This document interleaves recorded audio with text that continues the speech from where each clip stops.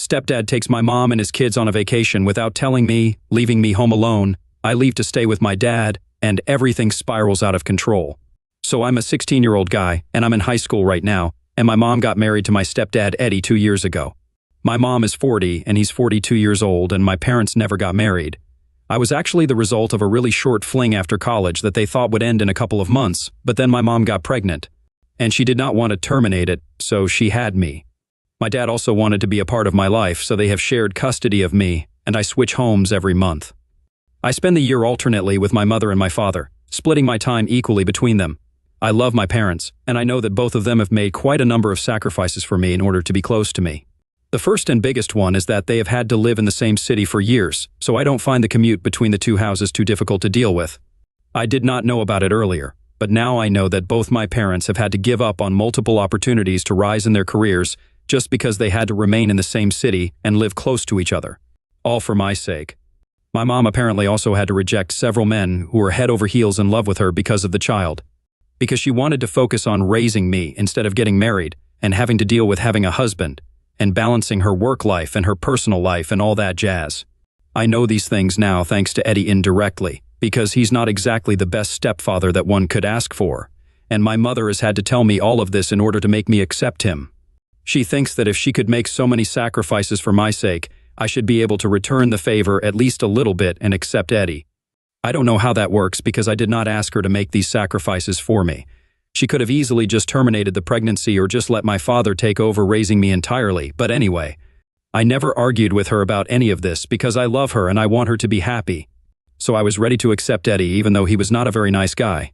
And by not a nice guy, I don't mean that he is mean to me in any way whatsoever. I just mean that he doesn't like me, and he doesn't bother to hide it. I don't know what kind of 42-year-old has issues with a 16-year-old guy, but he definitely does. I don't know why he doesn't like me, because I never did anything to piss him off, and as a matter of fact, I have always tried to be nice to him because that's how my family has raised me. To be nice to everybody, even when they show you that they don't like you. He never speaks to me rudely and never makes comments about me, and the reason behind that is that he doesn't speak to me at all. He pretends like I don't exist in the family, and this has been going on for the past 3 years. I literally have no idea what I ever did to piss him off, but one day, he just decided that he was not going to speak to me. And he was going to start acting like I was not there at all. It is the weirdest thing in the world, and I'm not really used to this kind of treatment. It's like he's giving me the cold shoulder for something, but I don't know what it is. So I can't even fix my behavior, because I don't even know what his problem with me is. My mother says that that's just the way he is. He does not have a problem with me, but he doesn't necessarily like me either. However, I feel like if you don't like somebody, there should at least be a reason for it. Especially when you're 42 and the other person is literally just 16. I guess it has something to do with the dynamics of me being my mother's first child or whatever, I don't even know. But the bottom line is that he does not like me, and he has made it very obvious. Earlier, we used to get on okay, and the first couple of times that he came home, he would interact with me and ask me all sorts of questions about my life, and I would be very polite and answer him. But after one visit, he just decided that he was not going to speak to me. It was very random, and I did not understand why he did that. At the time, I did not question it because I thought maybe he had just forgotten to say hi to me or whatever. But then it happened so many times it became hard to ignore, so I even asked my mother if I had done something to make him angry because he was acting like I was not there in the house. And he would turn his face away every time I entered the living room or any room that he was in. And she did not tell me anything about it. She just said that he was trying to wrap his head around the fact that now he would have to deal with me being there all the time. And maybe he was just not used to it because, before this, he had only dated women who did not have kids. I found that hard to believe because he himself had 2 kids. He had 2 sons, one was 15 and the other was 12. Their mother had passed away in an accident after the younger sibling was born. Also, it was not true that I would be there all the time because, as I had mentioned above, I used to go to my dad's house to live with him every other month. But anyway, a few months passed that way, and eventually I just accepted the fact that this was how he was and he was not going to speak to me anymore. After a year of being in a relationship, he proposed to my mother, and they got married a few months later. After their marriage, Eddie moved into the house with his kids. Before that, I had only met his children a couple of times, and even they had been taught by their father not to speak to me. It was just so crazy, and I don't even know how I dealt with that for so long, for years as a matter of fact. Before getting married, Eddie and my mother used to live separately because Eddie's mother was really sick, and she used to live with them. But after they got married, he decided to move her in with his sister so she would be able to take care of her. And he moved in with my mom, into our house with his children. I don't know if any of you guys have ever experienced this, but it's really not easy to live in the same house with a bunch of people who won't talk to you and pretend that you don't even exist. But I had to put up with that, and it made me feel really bad because I felt like I was a criminal of some sort, judging by the way they treated me. And the worst part was that I never got to find out what I did wrong in the first place. I still have no idea, but at least I'm not living with them anymore, so it doesn't matter anyway. Years passed, and their behavior did not change, even though I got used to it. I was already used to Eddie not speaking to me whenever he would come over to visit my mother, which was quite frequent. And after they got married, I got used to him and his kids living in the same house with me and not speaking to me. Every time I would go to my mother's place, I would have to prepare myself mentally to only talk to my mother for the next couple of weeks. She was the only person who would speak to me in that house, and everybody else pretended like I was not there, like I was invisible. It was hurtful, but I did want to spend time with my mother, so I had to deal with it because I knew that she was not going to talk to Eddie about it. Trust me, I had tried to convince her innumerable times to talk to him about it and get to the bottom of this, or at least try to solve it, but she told me that she had already spoken to him about it.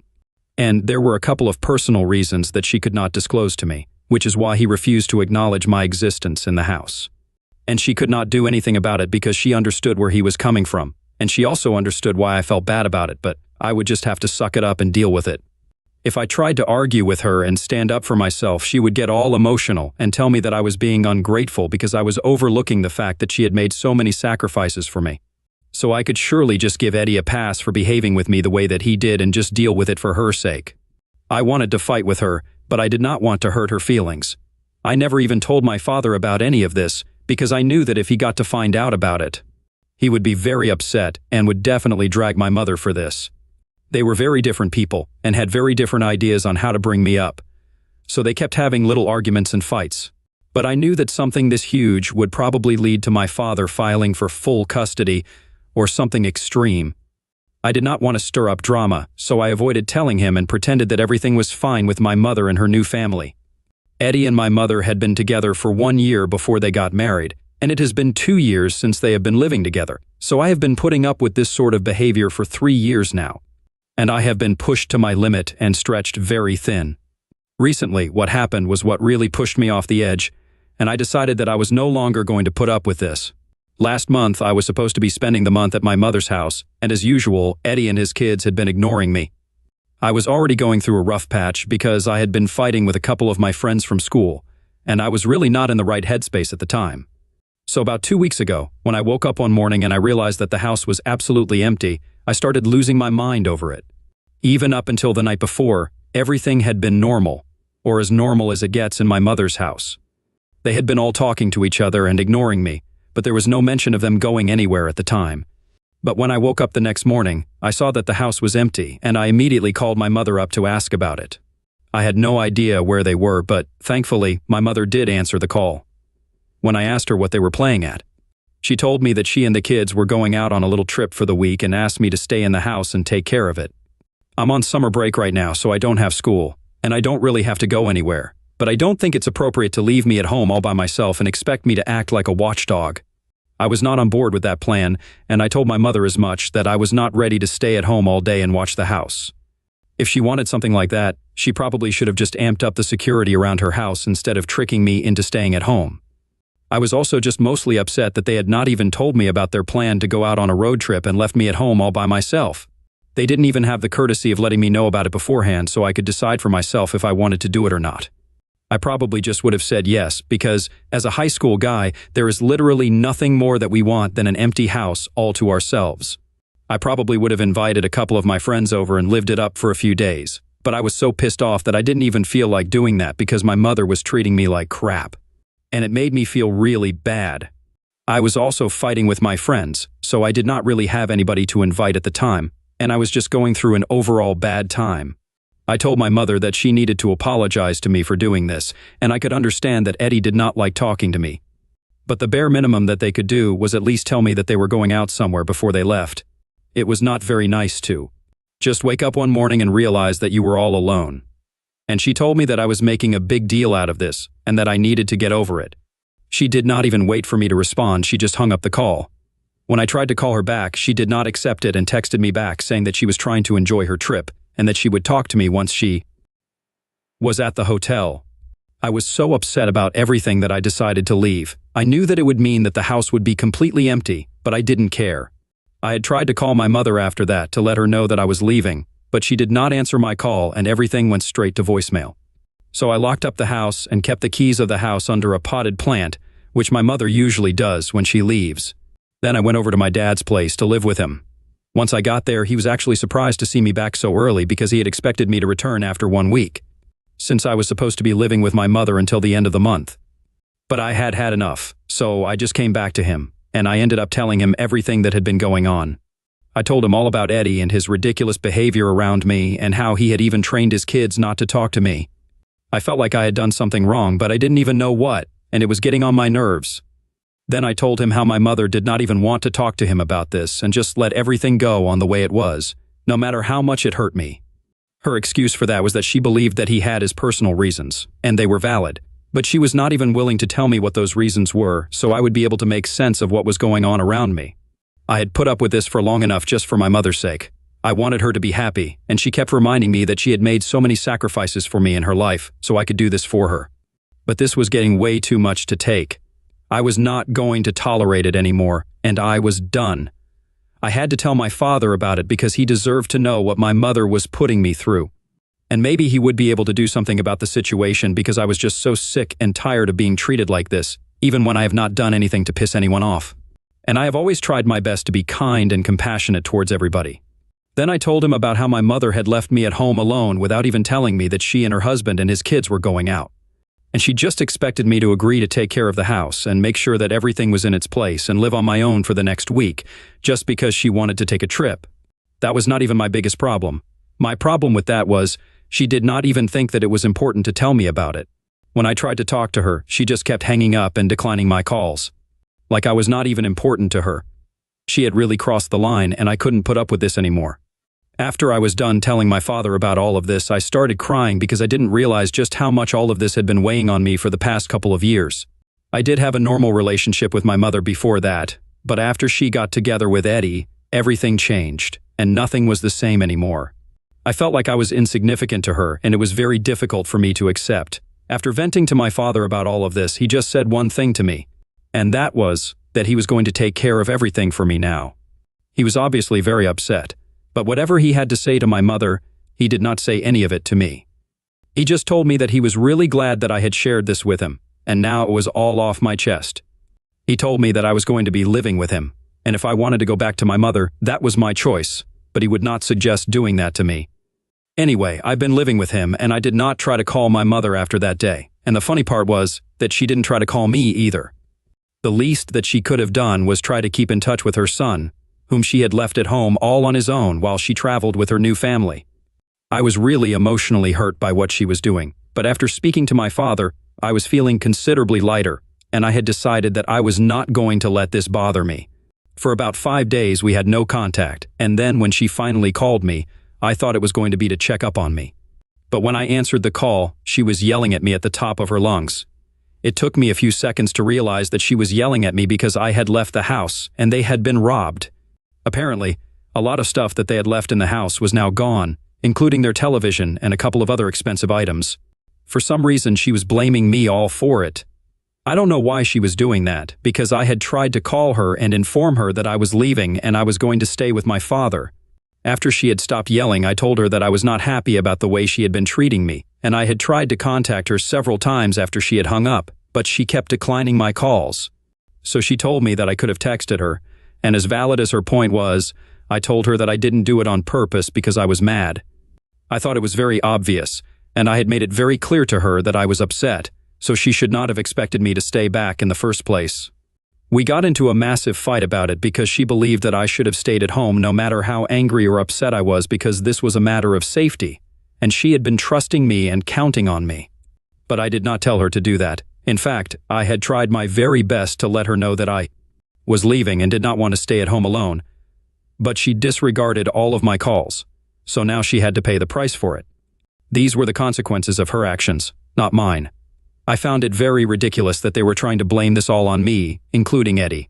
The first time that he spoke to me in the last couple of years, it was only to yell at me and blame me for my carelessness. He said a couple of other very confusing things as well, like he had always known that I would be the cause of ruin for them. I don't even know what that is supposed to mean because we don't even interact. I don't know how he came to that conclusion without even speaking to me. Anyway, my parents are now fighting because my dad thinks that this is my mom's fault, and so do I, but she thinks that this is my fault. Now my mother is demanding that my father pay her for the damages since she thinks that if he is defending me for doing this, he should be ready to pay the price for it. I don't understand what to do now, and she will only drop it if I at least apologize to her and her family. I don't want to do that, but I also don't want her to keep bothering my father either. Am I the asshole for leaving my mother's house unoccupied to go live with my father because she and my stepdad left me home alone to go on a trip with his family without even bothering to inform me? Update 1. So, it has been 2 weeks since the incident, and a lot of things have come to light since then. First of all, I was finally able to figure out why Eddie hated me so much. Apparently, as it turns out, when they had first started dating, Eddie had asked my mother if he could bring his mother over to live with them. My mom had said no because she was not comfortable with the idea of them moving in together so soon, and definitely not okay with the idea of her mother-in-law, who was ailing, to come live with her. She thought that it would be too much work for her and was not up for it, even though Eddie had made it very clear that she had a full-time nurse to look after her. And she just needed people to be around for her emotional needs. My mother was already not ready to move in with Eddie and be together, and she did not want the extra baggage of having her mother-in-law live with her. But instead of being upfront with him, she pinned it all onto me, and this was about 3 months into their relationship.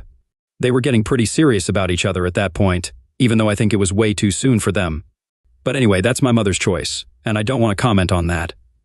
She had basically lied to Eddie and told him that she would be okay with him moving in with her and bringing his mom and kids along to live with us. But she was not sure if it was such a good idea because of me. She had made me sound like some juvenile delinquent and told him that she had dated a couple of men in the past, but they had all been driven away because of me. Apparently, I terrorized her boyfriend because I wanted to protect her and keep everybody away since I still believed I could reunite my parents, and she did not want to break my heart. She also did not want Eddie's mother to suffer because of me, because she had told him that I had a lot of comments to make about his family. She had told Eddie that I had referred to his mother as a useless burden on the family, and I had told her that if she moved in with us, then I would make sure that she suffered for it. Something that I would never say because that's just not me, and I know how insensitive it is. And apparently I had referred to his kids as little evil goblins who were going to ruin our family. Obviously, after that, he had stopped interacting with me at all because he did not want anything to do with me.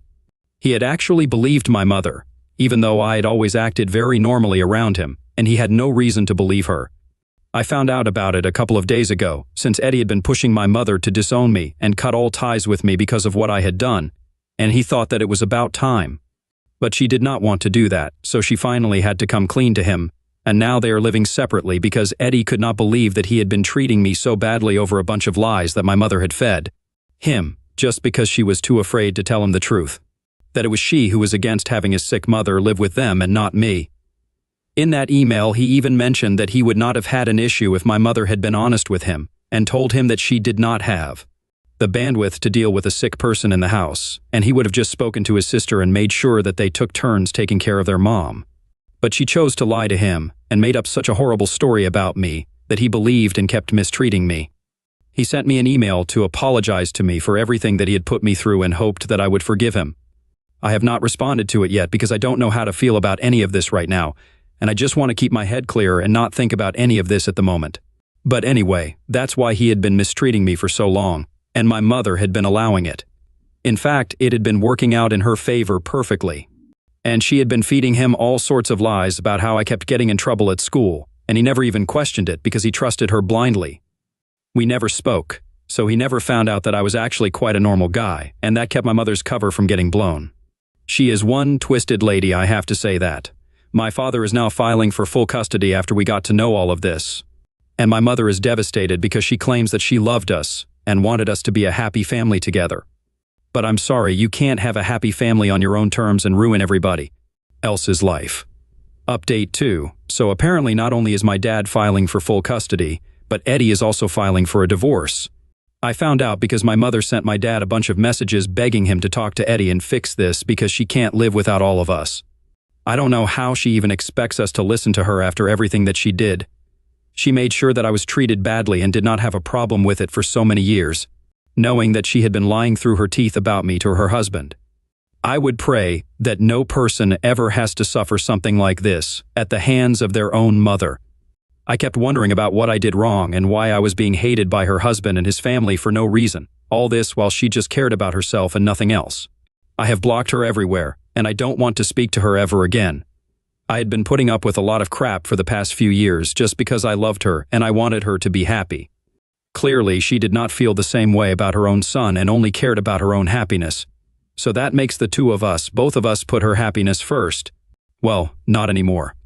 Update 3, it's official, Eddie has filed for a divorce. That is literally all that people are talking about right now, my family and a couple of common friends that my parents had. My mother is dealing with this in a very weird way, by posting sad quotes on social media, which I have been receiving screenshots of from my cousins. I don't know what she expects, but that's definitely not going to help. She dug her grave and now she has to lie in it. Update 4. So my dad has full custody of me now. It has been a couple of months, and my mother put up a good fight, but unfortunately, the divorce and everything made it super complicated for her. And we had all the proof of what she had put me through, so she really didn't stand a chance. But her lawyer managed to stretch the case out for a couple of months at the very least. Anyway, I don't have to visit my mother now if I don't want to, because my dad is the custodial parent. She does get visitation rights, but I don't know what the point of that is since I don't even want to talk to her anymore.